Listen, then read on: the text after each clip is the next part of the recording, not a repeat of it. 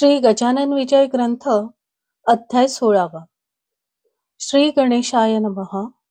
जय जयाजी परशुधरा, हे जमदग्नीच्या कुमारा, परशुरामा परमेश्वरा, आता उपेक्षा करू नको. तू सहस्र अर्जुनाते दंडून केले द्विजांचे संरक्षण. ब्राह्मणाचा अपमान सहन झाला नाही तुला, आता मात्र डोळे मिटीसी. का रे देवा ब्राह्मणांविषयी, काय आहे लागली तुसी. गाढ निद्रा येधवा, म्हणून डोळे मिटू नका. स्वस्थ ऐसे बसू नका. आणि वाणीचा प्रसंग देखा आहे हरी सांप्रत. तुझ्या वशिल्या वाचून अवघी कृत्य आहेत क्षीण. आर्य संस्कृतीचे रक्षण होणे नाही तुझ्या वेळ. गजानन माया अघटित, कोण जाणे तिज प्रत. महाराजांचा एक भक्त पुंडलिक नामे मुणगावी, हा शेगावची करी वारी. समर्थांविषयी प्रेम भारी, हमेशा त्याचे चिंतन करी. एकाग्रशा मनाने त्याच गावी भागाबाई एक ठाकरीण होती पाही. निष्ठा तिची एकाही ठिकाणासी बसत नसे. ती दांभिक होती फार, सदा दंभाचा बाजार भरून भोंदी नारीनर, हाच धंदा तियेचा.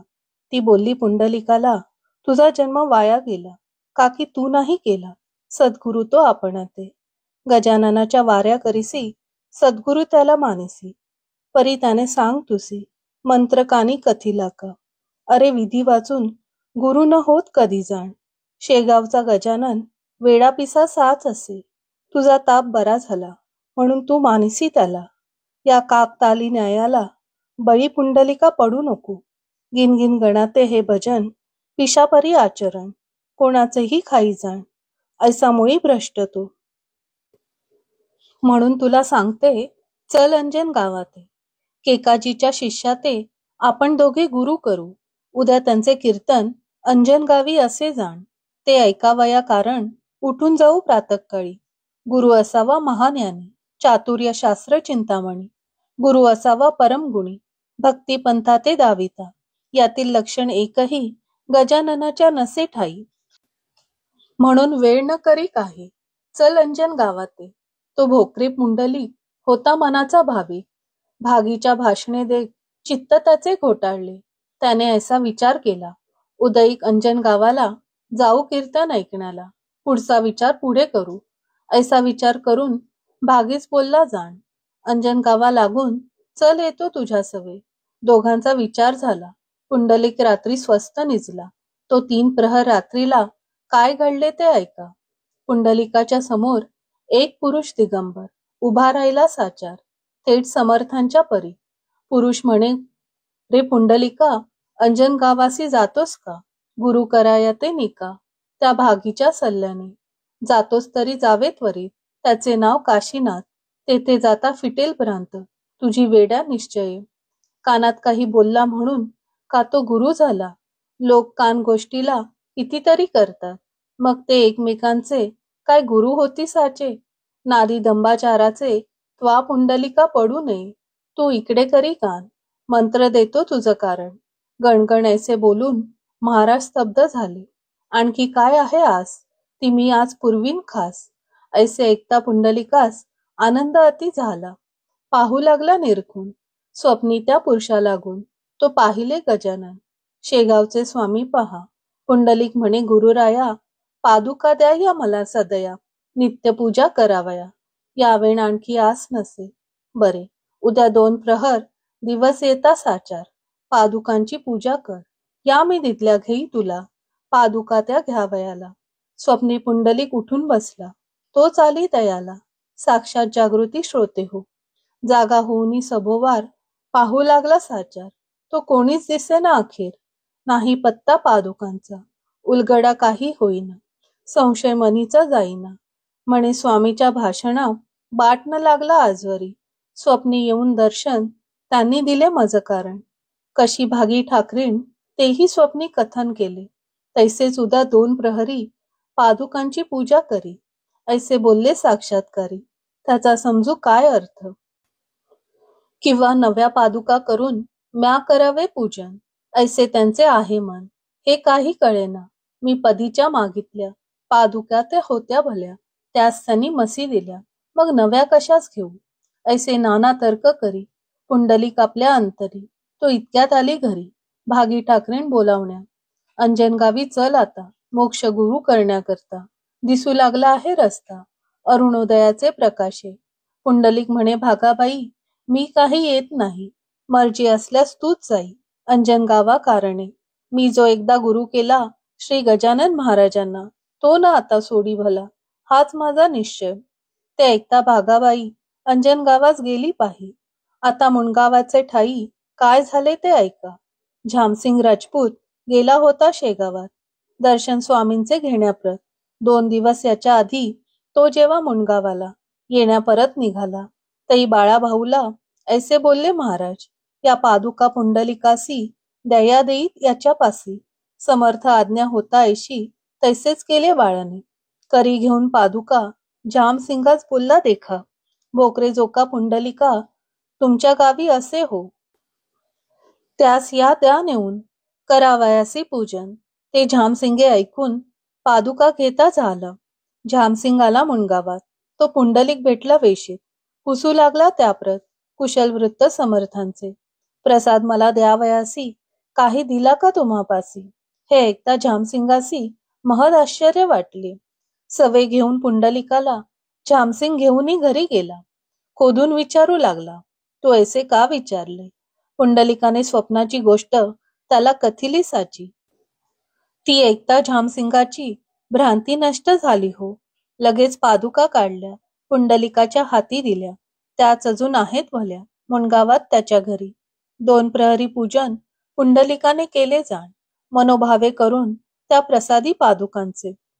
पहा श्रोते, खरे संत सांभाळती आपले भक्त, आडमार्गाने किंचित जाऊ न देती तयाला. निज भक्तांचे मनोरथ समर्थ कैसे पुरवतात ते येईल ध्यानात. या कथे ते ऐकता एक वाजसनीय ब्राह्मण कवर राजाराम म्हणून होता धंदा करून अकोल्यात सराफीचा. सोने चांदी भुसार घेणे देणे साचार. मध्यम प्रतीचा सावकार हा राजाराम कवर असे. या राजारामाप्रती महाराजांची होती भक्ती, म्हणून त्याची संतती मानू लागली समर्था. या कवरा कारण 2 पुत्र होते जाण, गोपाळ त्र्यंबक म्हणून, लवकुशांसारखे. कनिष्ठ पुत्र त्र्यंबकाप्रती भाऊ व्यवहारी बोलती. तो हैदराबादे प्रती गेला डॉक्टरी शिकावया. लहानपणापासून भाऊस होते देवध्यान, म्हणजे त्र्यंबका लागून हे येथे विसरू नका. काही संकट पडल्यावरी तो समर्थांचा आठव करी. राहून त्या भागानगरी मुसा नदीच्या काठाला. एवच भाऊ भक्तिमान होता लहानपणापासून. त्याचे दैवत गजानन स्वामी शेगाव ग्रामीचे. तो सुटी माझी आला घरी, इच्छा उपजली अंतरी. जाऊन या शेगाव नगरी जेऊ घालावे महाराजा. पदार्थ त्यांच्या आवडीचे करून या सर्व साचे. परी हे कैसे व्हावयाचे हाच विचार पडला की. भाऊ म्हणे गुरुनाथा, काय तरी करू आता. मरून गेली माझी माता, लहानपणीच दयाळा. घरी माझे नाही कोणी, एक बंधूची कामिनी, जिचे नाव आहे नानी.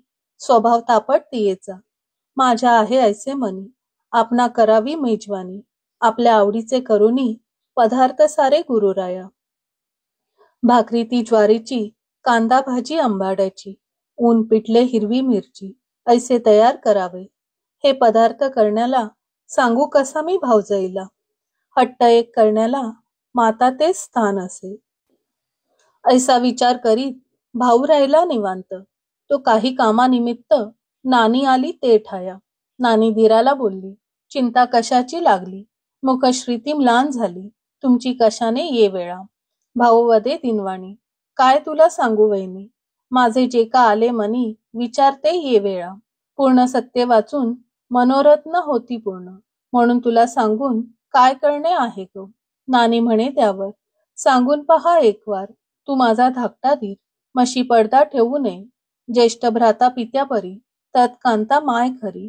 मानली पाहिजे साजेरी, ते तुम्ही जाणत असा. ते ऐकून भाऊ हसला, नानी प्रती बोलता झाला. नानी माझ्या मनाला आज ऐसे वाटते, गजाननाच्या आवडीचे सर्व पदार्थ करून साचे आहेत मला न्यावयाचे. त्यांना द्याया शेगावी. ते तू जरी करशील तरी तुलाही लागेल पुण्य आणि होईल काम माझे त्या योगे. ते ऐकता बोले नानी धीराप्रती हास्यवदनी, यासाठीच का हो म्हणे सचिंत तुम्ही बसलात. सांगा आहे काय करणे. मजला स्पष्ट शब्दाने. काही ना आपल्या गेही उणे कृपेने गजाननाच्या. मग भाऊने सर्व काही निवेदन केले तिला पाही. तीही लागली लवलाही आनंदाने स्वयंपाका. भाजी चून भाकर हिरव्या मिरच्या उंजळभर ठेवल्या आणून समोर आपल्या त्या धीराच्या. भाकरी 3, कांदे 3, हरभऱ्याचे चून जाण. लोणी ठेवले माखून प्रत्येक त्या भाकरीला. नानी म्हणाली दिराला, जा आता शेगावाला. वेळ थोडका राहिला आहे पहा गाडीस. ती गाडी चुकल्यावरी वाया जाईल तयारी. भोजनाच्या वेळेवरी गेलात तरी उपयोग. ऐसे नानी बोलता भाऊ निघाला तत्वता. पुसून या आपल्या ताता येता झाला स्टेशनासी. तो गाडी 12ची निघून या गेली साची. त्याने चित्तवृत्ती भाऊची होती झाली शोकाकुल. अति हिरमोड झाला त्याचा. पाणी आले लोचनाला. म्हणे महाराज का हो केला अवेर माझा ये काळी. मी मुळीच हिंदीन कोठून घडावे मला पुण्य. आम्हा कावळ्या कारण लाभ केवी माणसाचा. अक्षम ऐसी कोणती चुकी झाली माझ्या हाती. म्हणून माझी गुरुमूर्ती गाडी चुकली ये वेळा. हाय हाय रे दुर्दैवा, तू माझा साधीला दावा. माझ्या करी कुरुसेवा घडून दिली आज तू. ही माझी शिदोरी ऐसीच आज राहिली जरी. नाही करणार भोजन तरी सत्य सत्य त्रिवाचा. गुरुराया कृपाराशी नका उपेक्षू लेकरासी. ही शिदोरी सेवण्यासी यावे धावून सत्वर. थोर आपला अधिकार क्षणात पाहता केदार. मग या येथवर काहो अनुमान करीत असा. मी ना आज्ञा तुम्हा करतो प्रेमाने हाका मारितो. म्हणून या हा न होतो अपमान तुमचा यत्किंचित. 3 घंटे अजून अवकाश गाडी कारण तोवरी आपले भोजन होईल ऐसे वाटते. ऐसा विचार करत तेथेच बसला उपोषित. चतुर्थ प्रहरी शेगावात आला तिहीच्या गाडीने. कवर गेला दर्शना. तै तो योगी राणा न करिता भोजना बसला होता आसनी. नैवेद्याची अतोनात ताटे होती मठात. पक्वान्नांनी परिलुप्त ती वर्णावी कोठवरी. कोणाच्या जिलब्या घीवर, कोणाचा तो मोतीचूर, कोणाची ती नुसती खीर. श्रीखंड पुऱ्या कोणाच्या. परी त्या नैवेद्याला समर्थांनी न स्पर्श केला. वरच्या वरी ताटाला बाळा आणून ठेवी पुढे आणि म्हणे हे करा ग्रहण. गेला 1 वाजून. आपले न झाला जेवण. प्रसाद भक्ता मिळतो कसा त्याची ते वाट पाहती. करणे आपणा विनंती त्यांची नसे होत छाती. म्हणून मी बोललो. तई महाराज म्हणती थांब जरा. आग्रह नको करूच खरा. आज भोजन 4 प्रहरा माझे होणार आहे रे. मर्जी असल्यास थांबावे ना तरी खुशाल जेवावे. नैवेद्य घेऊनी घरा जावे परवा नाही त्याची मला. ऐसा प्रकार तेथे झाला. तो इतक्यात भाऊ आला. समर्थ पाहता आनंदला. भाऊ आपल्या मानसी. दुरावलेली माय जेवी बाळके दृष्टी पाहावी झाले असे पाहत एवी. भाऊ कवरा कारणे. समर्थांसी नमस्कार केला साष्टांग साचार. उभा राहिला जोडुनी कर वाट पाहत आज्ञेची. त्या भाऊस पाहून समर्थ केले हास्यवदन. बरेच दिले सामंत्रण. ही का वेळ जेवण्याची तुझ्या भाकेत गुंतलो. मी उपोषित राहिलो नाही अजून जेवलो. आण तुझी शिदोरी. ऐसे महाराज बोलता हर्षलासे कवर चित्ता. म्हणे काय करू गुरुनाथा.